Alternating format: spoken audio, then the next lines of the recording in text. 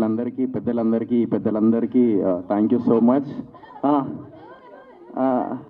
Okay, so వీళ్ళందరికన్నా ఏజ్లో నేనే చిన్న. సో వీళ్ళందరికీ ఏంటంటే నేను ఒక చిన్నోడు అనమాట నేను. సో వీళ్ళందరూ నాకు సరే. సో సీరియస్ ఏ పార్ట్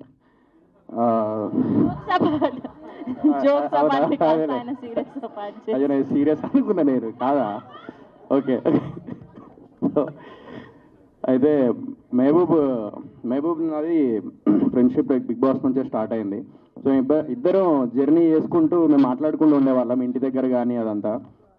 ఎందుకంటే ఒక రియాలిటీ షో నుంచి ఒక సినిమా ఇండస్ట్రీలో ఎంటర్ అవ్వాలన్నా లేకపోతే ఏదైనా సాధించాలన్నా చాలా అంటే ఆల్రెడీ సినిమాలో ఉన్న వాళ్ళు డైరెక్ట్ సినిమాలో వచ్చిన వాళ్ళు కొంచెం కష్టపడితే దెన్ సినిమా రికగ్నైజేషన్ అనేది వస్తూ ఉంటుంది. బట్ రియాలిటీ షో నుంచి మేము సినిమాల్లో ఎంటర్ అవ్వాలంటే చాలా కష్టపడాలి, దానికి రెండింతలు ఇంకా ఎక్స్ట్రా కష్టపడాలి.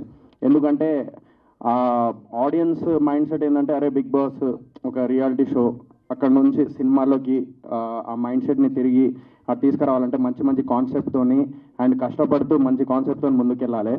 సో అలాంటి టైంలో లాస్ట్ టైం ఒక సాంగ్ చేసారు, శ్రీ సత్య కానీ లేకపోతే మహబూబ్ ఇద్దరు కలిసి ఒక సాంగ్ చేశారు, అది సూపర్ డూపర్ హిట్ అయింది. సో విజువల్ పరంగా అయితే అప్పుడు ఇరగదీసారు. సో ఎప్పుడైతే నాకు ల్యాప్టాప్లో తీసుకొచ్చి నాకు చూపెట్టిండో ఈ సాంగ్, నేను అసలు మైండ్ అంతా మింగింది. సో ఏం అర్థం కాలే. సో ఆ టైంలో అరే ఇది ఎట్లా చేసినావురా నువ్వు, అసలు ఇంత ఘోరంగా ఉన్నావు నువ్వు, ఇంత శైతాన్ లెక్క ఉన్నవేంద్ర నువ్వు, దయ్యం ఉన్నవేంద్ర నువ్వు అని అన్నా. ఎందుకంటే అంత ఘోరంగా పనిచేస్తాడు ఆడు వర్క్ విషయంలో. సో ఆ వర్క్ విషయానికి వచ్చేసి ఆ డెడికేషన్ కానీ లేకపోతే ఆ ఎడ్యుకేషన్ కానీ వాడిది నెక్స్ట్ లెవెల్ ఉంటుంది. సో ఏమైంది సో డెడికేషన్ మాత్రం నిజంగా అందరికంటే ఎక్కువ డెడికేటెడ్గా ఎవడైనా ఉన్నాడంటే బిగ్ బాస్ హౌస్లో నాకు తెలిసినంత. ఇప్పుడు నేను కూడా అంత డెడికేటెడ్గా ఉండనేమో, అంత కష్టపడతాడు వాడు ఫ్రాంక్లీ స్పీకింగ్. సో వాడు ఇప్పుడు సినిమా కూడా ప్లాన్ చేస్తున్నాడు అని చెప్పొద్దు అన్నాడు, బట్ నేను చెప్తున్నా, బట్ చెప్పను నేను ఇప్పుడు అది. సో అది ఫ్యూచర్లో ప్లాన్ చేస్తున్నాడు. సో విజువల్స్ అయితే అదిరిపోయినాయి. అండ్ భార్గవ్ గురించి చెప్పాలి, డిఓపి గురించి. అతను కూడా సేమ్ అంతే, మహబూబ్ లాగానే లైక్ హార్డ్ వర్క్. అండ్ మేము లాస్ట్ టైం కూడా ఒక ఆల్బమ్ సాంగ్ చేసినాం, తట్టుకోలేను నువ్వు ఇంకొకరితో ఉన్న సాంగ్ ఉంది కదా, అది మనోడే డిఓపి చేసింది. నా పాట పాడమంటే పాట కానీ వీడు ఎప్పుడో చేసిన పాట నుంచి పాడుతున్నాడు. అరే డిఓపి రా పాపం, ఆడు కూడా ఎదగాలి కదరా. సో 20 million దాకా వచ్చింది. సో అప్పుడు అతను విజువల్ చూసే మేము అసలు హ్యాపీ ఫీల్ అయినాం. ఫస్ట్ మేమిద్దరం చేసింది రాహుల్ అన్న పాడిన సాంగ్ నాటు సాంగ్ ఉంది కదన్న. సో ఆ సాంగ్కి మనోడు డిఓపిగా చేసిండు ఆ టైంలో Bhargav, still I remember. So అది కూడా మిలియన్స్లో వెళ్ళినాయి.